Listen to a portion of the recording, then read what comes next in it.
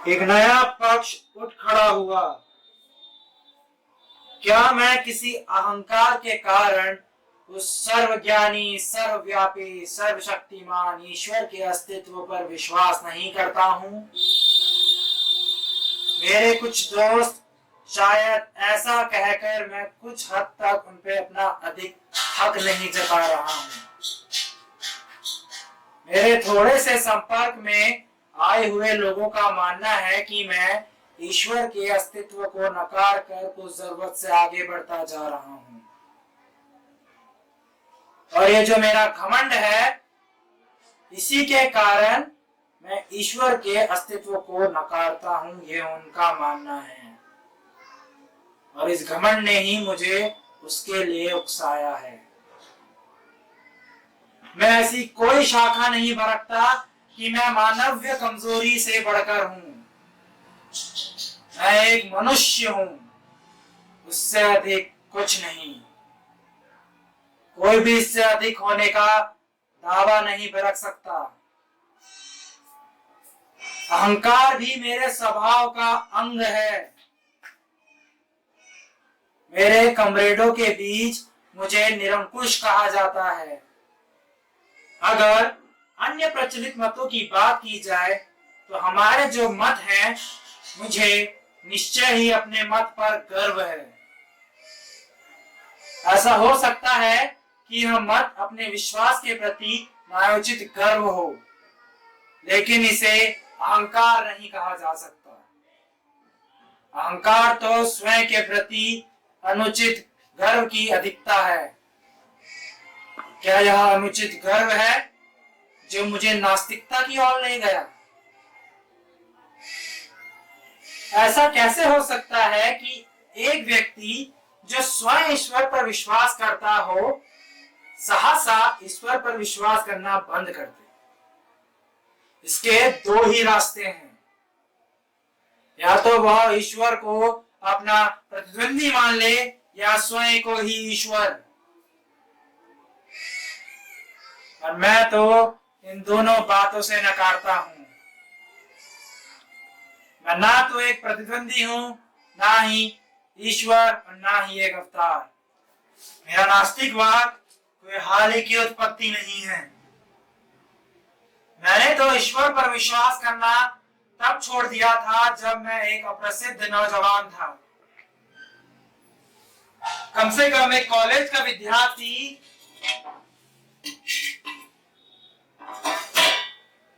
तो ऐसे अनुचित अहंकार को पाल पोस नहीं सकता है जो उसे नास्तिकता की ओर ले जाए। कॉलेज में मैं कुछ अध्यापकों का चहेता था, तो वहीं कुछ अध्यापकों को मैं पसंद नहीं था। मैं एक लिछालू स्वभाव का विद्यार्थी था। पढ़ाई लिखाई में मैं एक सामान्य विद्यार्थी था, जिसे अहंकार जैसे स्वभाव को पालने का मौका ही ना मिला। मैं अपने पिता के देख रेख में पला बड़ा, जो एक आर्य समाजी थे। एक आर्य समाजी कुछ भी हो, नास्तिक नहीं हो सकता। वे सच्चे भक्त थे। प्राथमिक शिक्षा के बाद मैंने डीएवी स्कूल लाहौर में प्रवेश लिया, जहां मैं एक साल छात्रावास में रहा। वहां सुबह शाम प्रतिदिन मुझे प्रार्थना करनी पड़ती थी। दिन में लगातार मैं गायत्री मंत्र का जाप किया करता था। उस समय मैं सच्चा भक्त था, एक सच्चा श्रद्धालु। कॉलेज में प्रवेश लेने के बाद मैंने धार्मिक समस्याओं के बारे में और ईश्वर के बारे में उदारता पूर्वक सोचना, विचार करना और आलोचना करना शुरू कर दिया। पर अभी भी मैं सच्चा आस्तिक था। उस समय मैं लंबे बाल रखा करता था। यद्यपि मुझे सिख और अन्य धर्मों के पौराणिकता और सिद्धांतों पर तब भी विश्वास न था। उसके बाद मैं एक क्रांतिकारी पार्टी से जुड़ा। वहां जिस नेता से मेरा सबसे पहले संपर्क हुआ, वे तो विश्वास ना होने पर भी ईश्वर के अस्तित्व को नकारने का साहस नहीं कर सकते थे। मैं जब भी उनसे पूछता तो वो कहते, जब इच्छा हो तब प्रार्थना कर लिया कर। इस समय तक मैं एक रोमांटिक क्रांतिकारी था। हम दूसरों का अनुसरण किया करते थे। अब खुद के कंधों पर जिम्मेदारी उठाने का समय आ गया था। यह मेरे क्रांतिकारी जीवन का एक निर्णायक बिंदु था। अध्ययन की पुकार मेरे मन के गलियारों में गूंज रही थी। विरोधियों का तर्क का सामना करने के लिए अध्ययन करो, पढ़ो। मैंने पढ़ना शुरू कर दिया। पढ़ने के बाद मेरे विचार बदल गए। रोमांटिक विचारों की जगह गंभीर विचारों ने ले ली। न और अधिक रहस्यवाद, न और अधिक अंधविश्वास। सन 1926 तक मुझे विश्वास हो गया कि एक सर्वशक्तिमान परमात्मा जिसने ब्रह्मांड की रचना की है और जो इसका संचालन करता है, एक कोरी बकवास है। मैंने अपने इस नास्तिकवाद को प्रदर्शित किया। इस विषय पर अपने दोस्तों से बात की और मैं नास्तिक घोषित हो गया। सन 1927 में मैं लाहौर में गिरफ्तार हुआ। रेलवे पुलिस हवालात में मुझे 1 महीना काटना पड़ा। पुलिस अफसरों ने मुझे बताया कि मैं लखनऊ में था। उस समय काकोरी दल पर मुकदमा चल रहा था, तो उनका कहना था कि मैं उनसे मिला हुआ हूं और उनसे मिलने के पश्चात मैंने उन्हें छुड़वाने के लिए कोई योजना बनाई है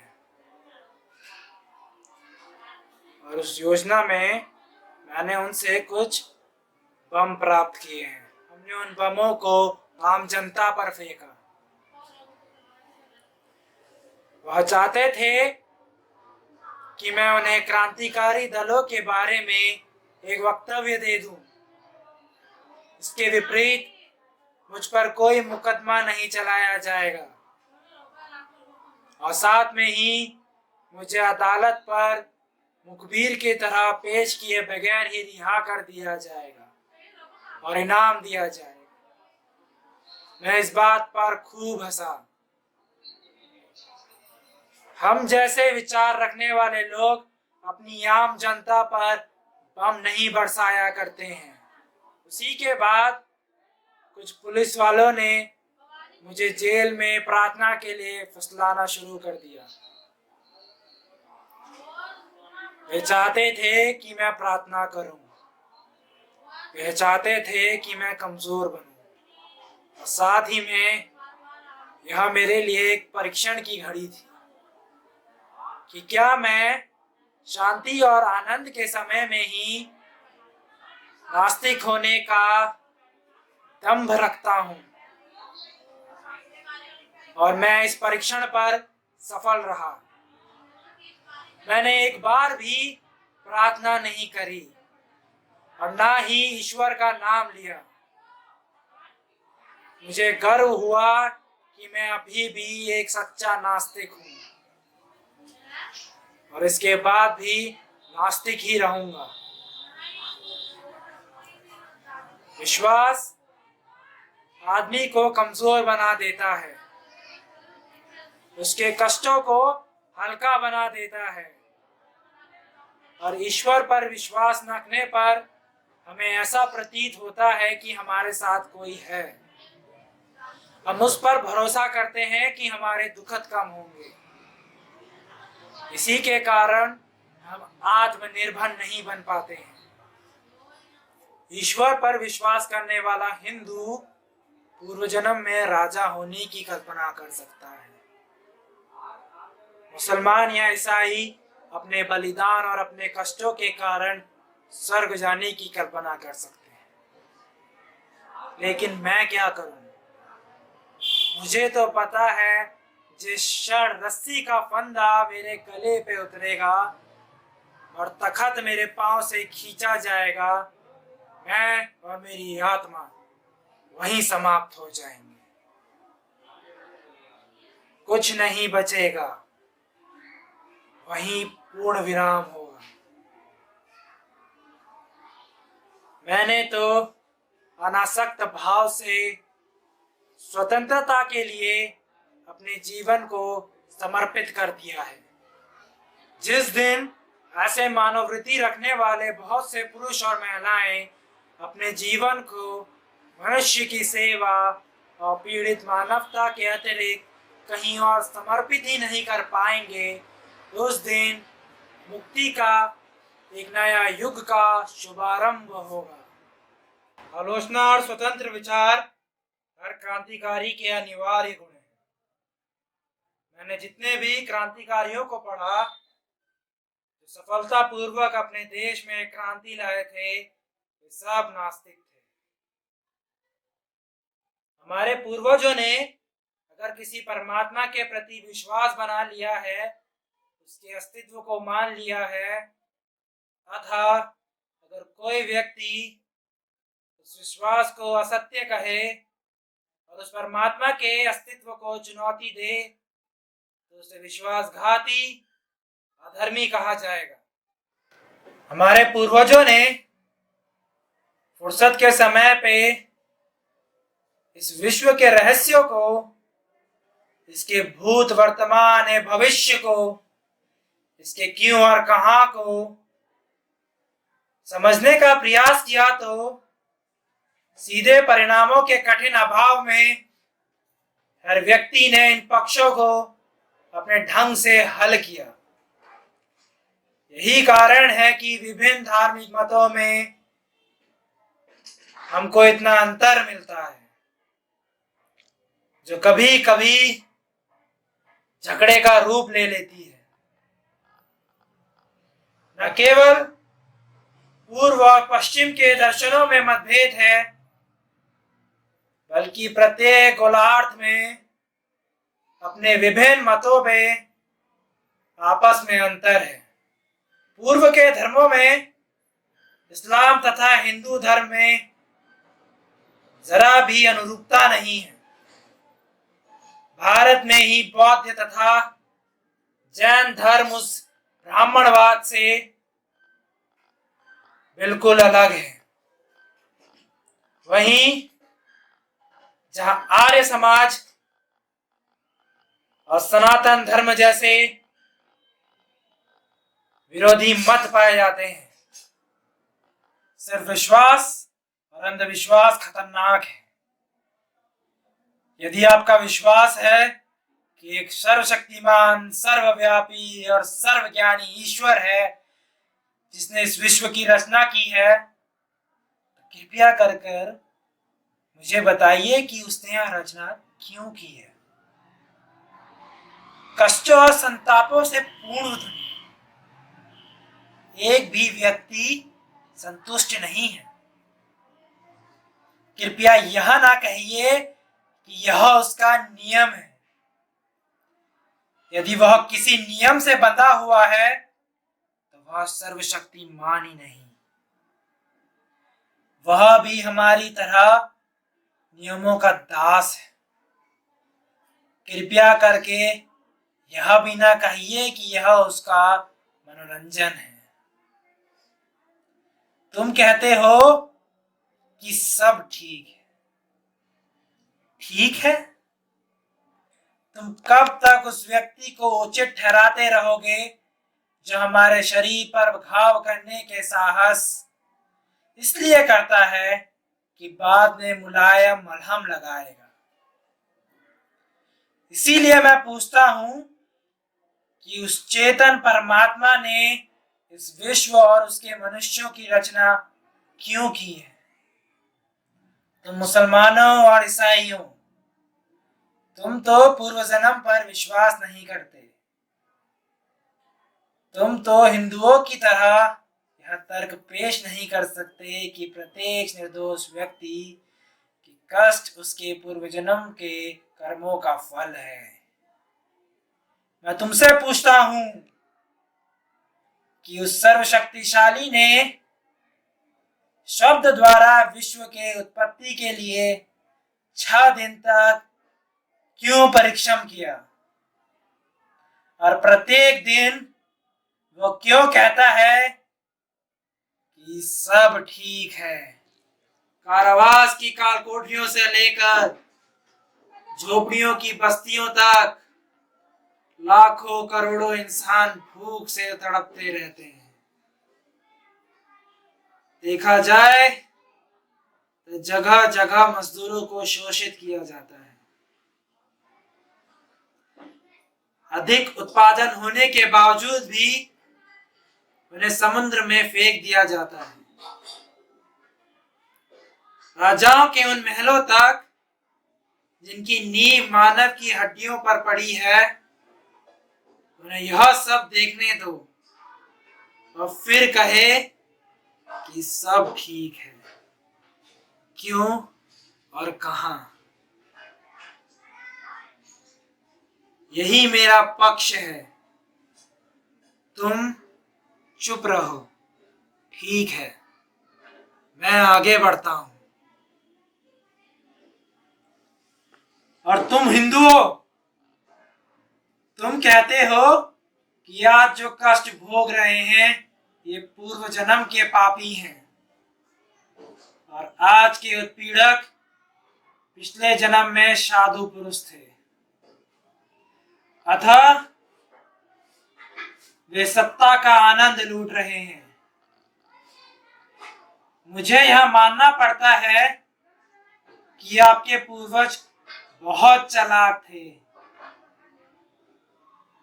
इन्होंने ऐसे सिद्धांत गढ़े जिनमें तर्क और अविश्वास के सीधे प्रयासों को विफल करने की काफी ताकत है।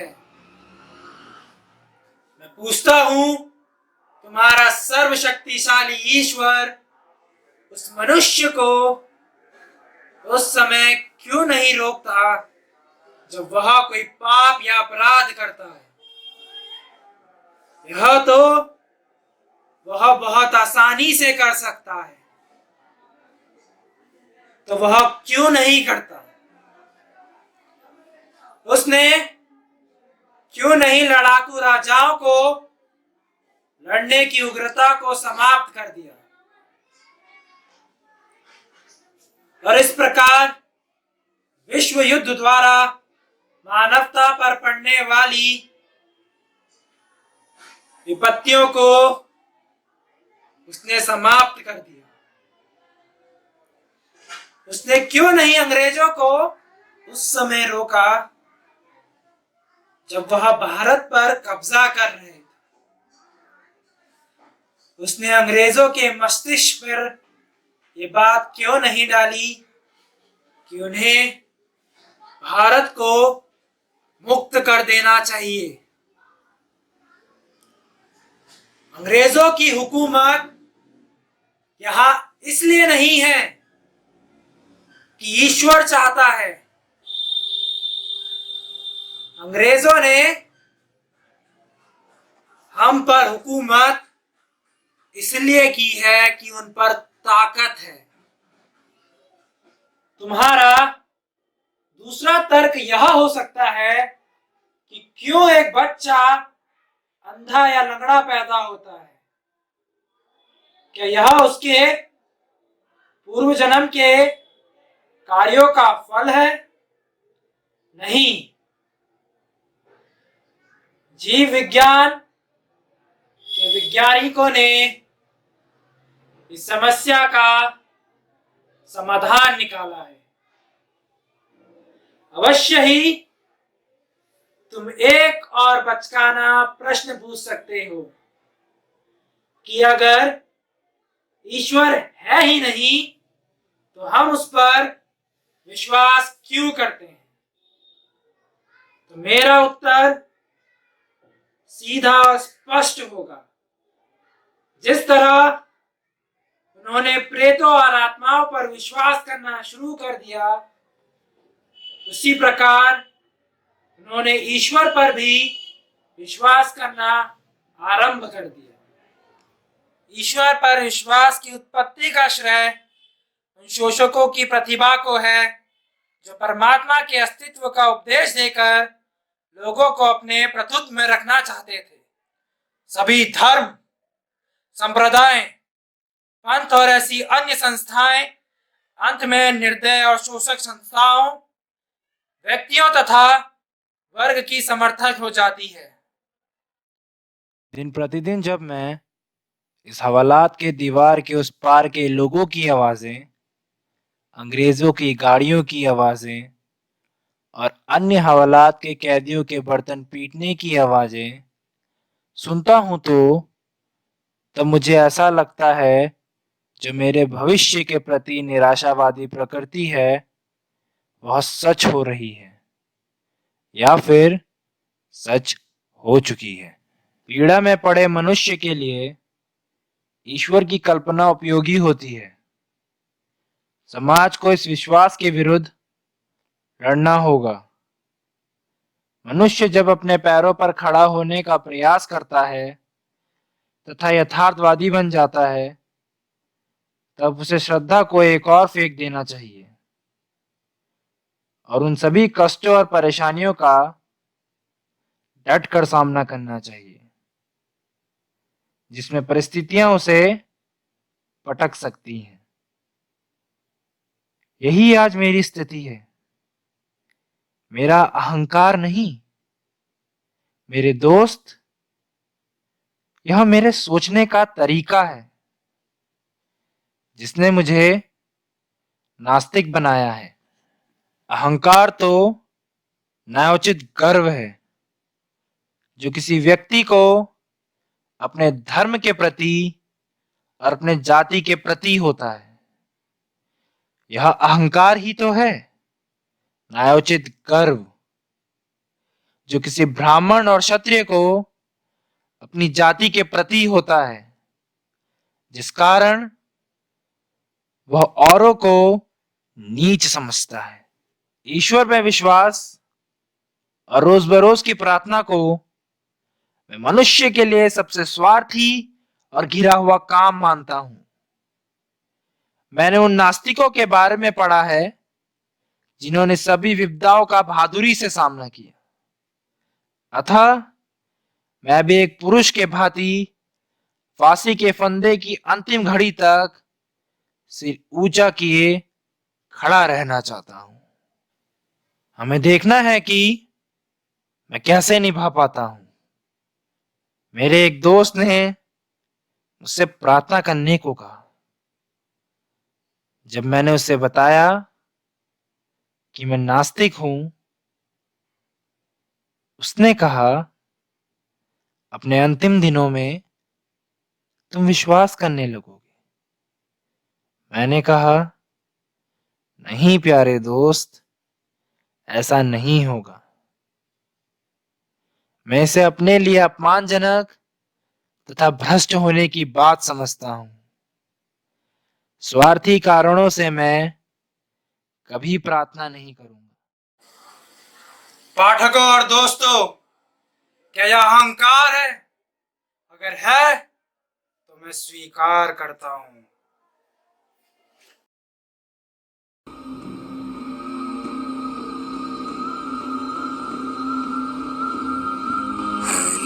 हथियार दुश्मन ताक में बैठा उधर और हम तैयार हैं सीना लिए अपना इधर। खून से खेलेंगे होली गर वतन मुश्किल में है। सरफरोशी की तमन्ना अब हमारे दिल में है। हाथ जिनमें हो जुनूं कटते नहीं तलवार से, सर जो उठ जाते हैं वो झुकते नहीं ललकार से। इनकलाब जिंदाबाद, इनकलाब जिंदाबाद।